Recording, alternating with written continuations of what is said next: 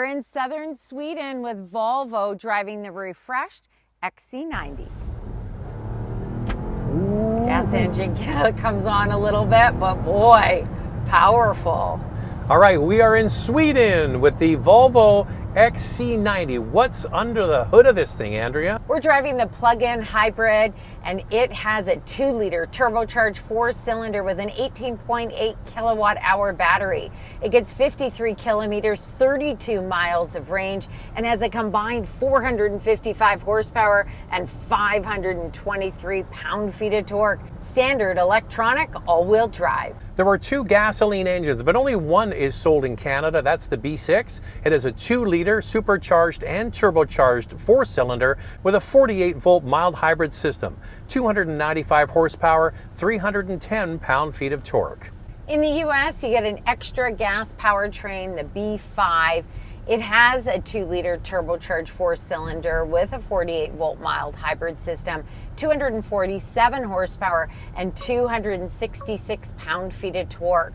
All powertrains are matched to an 8-speed automatic transmission, gas model standard all-wheel drive. All right, so this has been updated for 2025 and a half. What are the key standard features?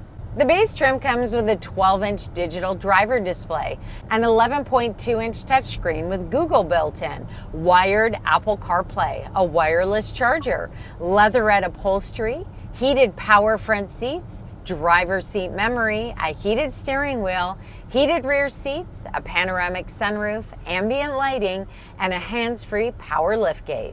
Do we put it in S for Sweden? Or what else can we do? You can put it in S for subscribe.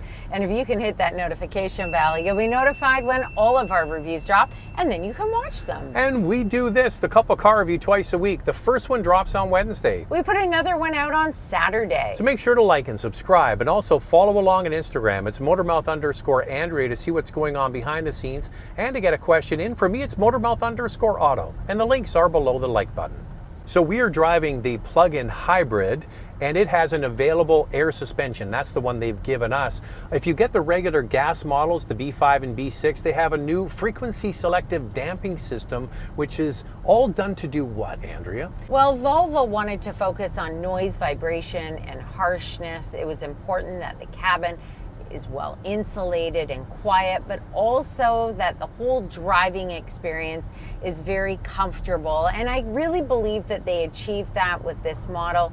It eats up those imperfections in the road. Most of the roads here in Sweden are very good, but we've hit some rough spots, and you can tell that it does a good job with that. Yeah, there's no harsh edges on this vehicle at all. So the comfort is there, the quietness is there, the smoothness is there, very round and smooth, traditional luxury, you might even call it. So mission accomplished on those fronts. One area they might want to improve, though, is the steering feel is still, in my opinion, a little bit too light. There is a setting in the instrument cluster where you can make it a little bit firmer, but it's not that firm. All drive modes are in the screen now, so you can adjust it. There's a tab that says drive mode, so it is easy enough to find. Acceleration from a stoplight is excellent, and passing power on the highway, no issues at all. You're going to find that this plug-in hybrid has a lot of power. It has a double wishbone front suspension, and with the available air suspension, it can lower the vehicle to 8.3 inches or raise it to 9.9 inches. So the updates. On the inside, we're going to show you those in just a moment. You really notice it, though, on the outside. So Volvo has recently introduced the EX90 electric utility, kind of the cousin to this. They're not on the same platform, but now they kind of look the same as well. They've redone the front of this vehicle to make it look sleeker, more aerodynamic. But the nice thing about Volvo design is it isn't revolutionary. They just evolve them so they still look fresh and current in the marketplace for years to come. I do like this contemporary design, and I like the look of the EX90, so I'm glad that Volvo took some of those design elements, and there's quite a few tweaks to the exterior in this refresh. It gets a whole new front with slimmer headlamps, a new sculpted hood, a new front bumper, front air intakes, a new charging port design for the plug-in hybrid, darkened tail lamps, new wheel designs, and a new color, Mulberry Red. The XC90 has 8.8 inches of ground clearance and comes standard with matrix design, LED headlamps, LED tail lamps, 20-inch wheels, available 21 and 22-inch. The gas model gets a temporary spare tire, and the plug-in hybrid a tire repair kit.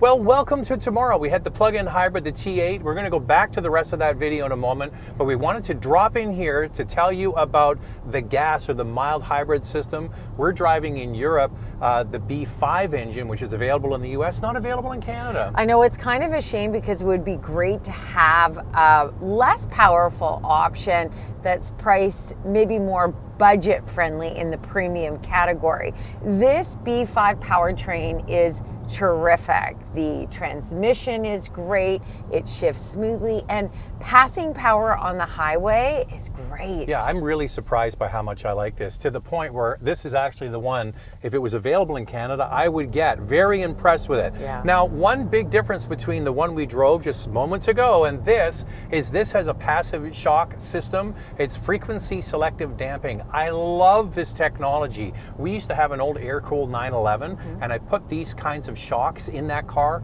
transformed it. So this is an update for this model to get frequency selective dampers, and I gotta tell you, I'm impressed. And you know, we were just in the T8 plug-in hybrid, and it's quiet and refined. I didn't expect the same from this gas model, and it offers that same comfortable driving experience. The cabin remains quiet, very refined. Okay, and the difference is also between that one and this one is the interior. So we have a different color on the inside and different seats as well, right? Yeah, so this is the top trim B5 model, and that's where you can get either Napa leather or you can get this premium recycled navy herringbone upholstery, and it's really quite beautiful in person with the stripes that are going through it. Now, the PHEV that we were driving has more of a base model upholstery. It's called Bio Nordica, and that is your leather-free interior. Obviously, this is leather-free, it's cloth. How many vegans do they use to make this interior, Andrea? Quite a few vegans. And then there's also, of course, if you get the top trim, you can get the Napa leather. So cloth, faux leather, and leather, all available. And then they've got different decor options. You've got fabric on the dash, and then this beautiful wood in a variety of colors. So yesterday we're doing a lot of filming, and then we ran out of daylight, and that's why we're doing this today. We spent a lot more time, though, listening to the stereo. This is the Bowers & Wilkins, the high-end system. I got to tell you, Andrea, this might be my new favorite sound system. It's fantastic. I really enjoyed it. I feel the same way, and I said this already. If you have the budget to add this, definitely do it. It's worth the extra. Okay, one update for the rear seats. If you get the captain's chairs, which are available on the top trim, they now have added an armrest to the inboard part of the seat. They didn't have that before, so that's a welcome update. And I think that's so great that Volvo took a look at the features that they were missing. The only thing they need to add is wireless Apple CarPlay, but that was a big complaint by consumers, not having that armrest. Okay, back to yesterday. So you notice the outside changes. On the inside, it's a little bit more subtle, but I would say that's the whole theme of the interior. Very subtle, sophisticated. I like to call it Scandinavian luxury. Yeah, very modern and contemporary looking. It gets a new center console. They've moved the wireless charger to the front of the shifter, which is all new. It's a crystal shifter, and it's made exclusively for Volvo. The cup holders are a 2-in-1 combination, so you can put 2 larger cup holders and then something small in the middle. I actually had a Coke bottle that was very narrow and thin, and it did fit nicely.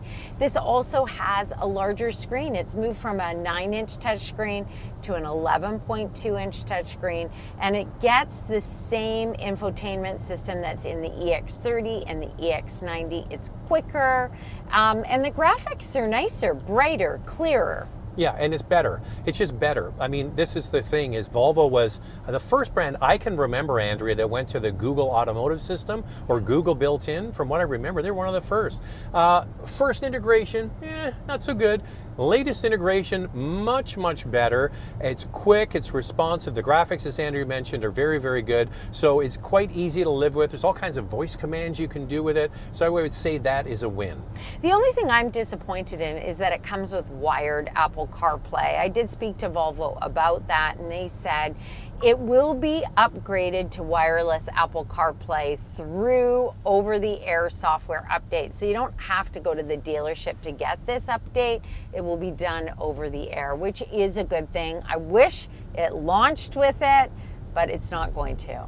So as Volvo has always done, we get beautiful materials in here, really nice contrast of colors, wood, cloth, aluminum, very classy. Volvo really focused on sustainability and used recycled materials in this interior. Quilted Nordical is a leather-free option, which is what you see in our test model on the seats. And then there's also a recycled premium weave, which is on the dash. Volvo has added new decor colors like light ash, gray ash, and brown ash. The two lower trims get the leatherette, and the top trim Napa leather in charcoal, cardamom, or blonde colors. The steering wheel has been updated. There's a standard 12.1-inch digital driver display, and the speakers have been updated with new mesh. Now, the storage at the center console on the gas models is fairly deep. On the plug-in hybrid electric vehicle, it's a little bit shallow. That is because that is where the battery is housed in the PHEV.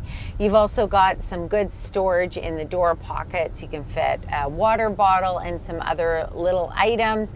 And the glove box, instead of opening it manually, you've got a button on the side of it to do it. This is a 6 to 7 passenger SUV. A bench seat is offered on all trims, and the top trim has the offering of captain's chairs as well.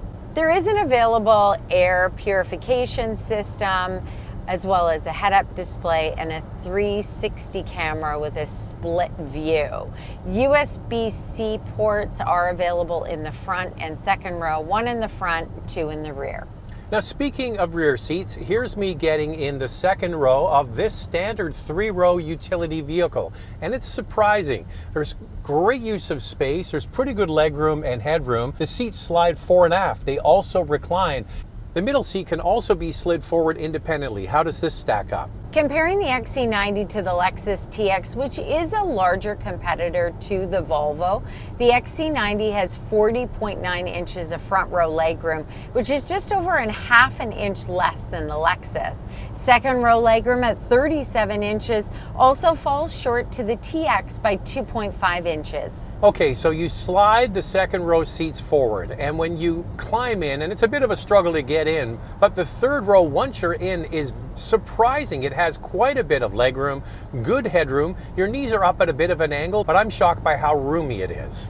Third row legroom for the XC90 is 31.9 inches, which is just over 1.5 inches less than the Lexus. Lifting the power liftgate, you notice even when all 3 rows of seats are up, there is still a good amount of space. Underneath, there's extra storage. That's where on this model, the power cord is stored. The XC90 has a wide tailgate and the seats fold flat. Overall cargo space is up to 85.7 cubic feet. Space behind the second row up to 65 cubic feet. And behind the third row, 15.8 cubic feet. All areas are smaller than the TX. Now we're going to do vital stats in just a moment. Unfortunately, we don't have the pricing. It isn't officially on sale yet, so we don't have that. We want to talk about the seats, and Volvo is known for doing really comfortable seats. Yeah, these seats are comfortable, exactly what we would expect. There's lots of thigh support. They are power and heated, available ventilated, and of course there is a height adjustment on the passenger seat. Now the rear seat does not get ventilated seats, but heated seats definitely are an option. All right, so let's get into what we do know, the vital stats of the XC90. The plug-in hybrid comes with a 3.7 kilowatt onboard charger, and it can charge from 0 to 100% in 5 hours. This plug-in hybrid is not compatible with a DC fast charger.